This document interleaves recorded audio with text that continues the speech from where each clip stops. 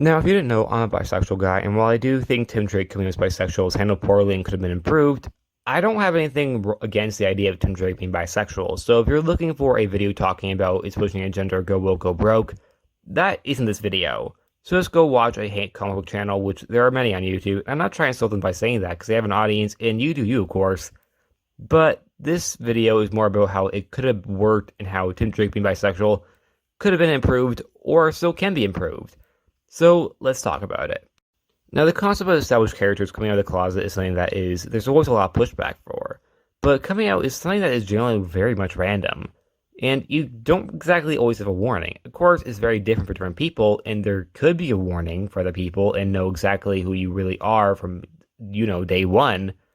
But in my experience, it really does come out of nowhere when you find out who you really are. So the idea of Tim not finding out he's bisexual until recent years isn't exactly unrealistic.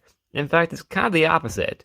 But it's how it's handled that kind of makes it, in my opinion, very, very hard to read and absolutely character assassinates Tim Drake at points. And character assassinates Stephanie Brown. And Superboy for some reason, because he's thrown in there at random points. So let's talk about where this all came from. Far earlier than you expect. While he only recently came out of the closet, but back during Infinite Crisis, there will be moments shared between Tim Drake and Superboy that many fans and even the writers saw as potentially being flirting, with him even joking about it on Twitter. Now, these moments between the two, of course, can also be read platonically, with a lot of fans who also thought that. But after reading it myself, I personally kind of thought it could be read either way.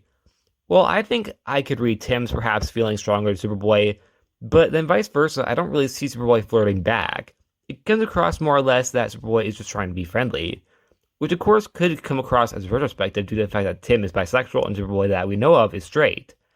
But in my opinion, Tim Drake seems to be coming across a lot stronger than Superboy is. So perhaps there was an intentional idea that the idea that Tim Drake being bisexual was something that was thought out beforehand. But in all honesty, I don't feel like that is the intention here, but instead perhaps a happy accident. Which, in my opinion, does make sense, because the characters were very close back then, so it could have just been a friendship thing. So, while I think a lot of people can see this as romantic or platonic, I, for one, don't really see it as either. I could see it as potentially maybe just them being friends, but also potentially having a retrospective on the idea that Tim is bisexual, which could, of course, help the idea that Tim is bi. So, either way, I think kind of works. This, however, would not be built up for a decade later in Batman Urban Legends issue 6, where we learn that Tim Drake is now in a relationship with Bernard, who's actually an already existing character. This would happen after Tim broke up with Stephanie off panel. This relationship would also continue to show up in other comics, including the Pride comic, but really the relationship is not built up on at all. It comes across very tokenism. While Tim, I think, for this part, stays Tim, who is a very deep character of layers, but Bernard, on the other hand, is oddly and almost a non-existent entity. He has really no personality, at all, except that he's Tim's boyfriend. Generally speaking, Bernard doesn't feel like actually a real person. Instead, he's always a plot device to remind the reader that Tim Drake is bisexual, which of course can work, but Bernard, I feel as if he needs to be built up on more, because the character really does just come across as the whole romantic love interest that doesn't really matter to the story at all, except for the fact that they are romantic love interests. Another thing I think is a wasted idea is this and Stephanie's breakup. It's because it happens on panel. I think they could have easily had a very touching or heartbreaking panel between the two, showing Tim perhaps grow close to Bernard where they themselves start dating. But instead, Tim completely ignores Stephanie's existence, or she herself is annoyed with, which doesn't put Tim in the best light, having him treat her poorly when she needs a friend. It just makes Tim come across as a jerk. Perhaps not intentionally, but it does make the character come across not necessarily unlikable, but not really that much of a good friend. Now, the Tim Drake and Superboy thing did come back in Young Justice Dark Crisis, where it was once again implied that Tim perhaps has feelings for Superboy, with them talking about Infinite Crisis when Superboy died, which is the same story where it was thought that Tim might have liked Superboy. However, yet again, it's a one-sided crush. Now, I'll be honest, I think the idea is probably one of the better parts of Tim's coming out, with having Tim acknowledge how he feels for Superboy, but in a way that doesn't exactly come across in your face. However, Superboy here comes across very cold, not even considering Tim's feelings over the idea that he actually cares about him in a friend-type manner, Instead, rather thinks of the idea that Tim is being selfish or wanting to leave this alternate reality. Yes, but an alternate reality is very confusing. But Superboy, in my opinion, comes across as very cold and kind of rude towards Tim. And Impulse as well, and Wonder Girl, and Arrowette, and Red Tornado, etc.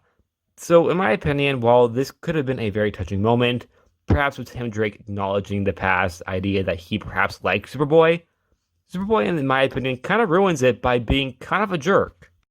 And then came this comic. Is the definition of bisexual stereotypes completely changing Tim's personality? Also, I'm well aware everyone is different, but Tim's change of character is such an odd choice and a drastic one. Maybe they should have given this personality to Bernard, seeing that he doesn't have one while his boyfriend has two of them now. Now, how could this been handled better?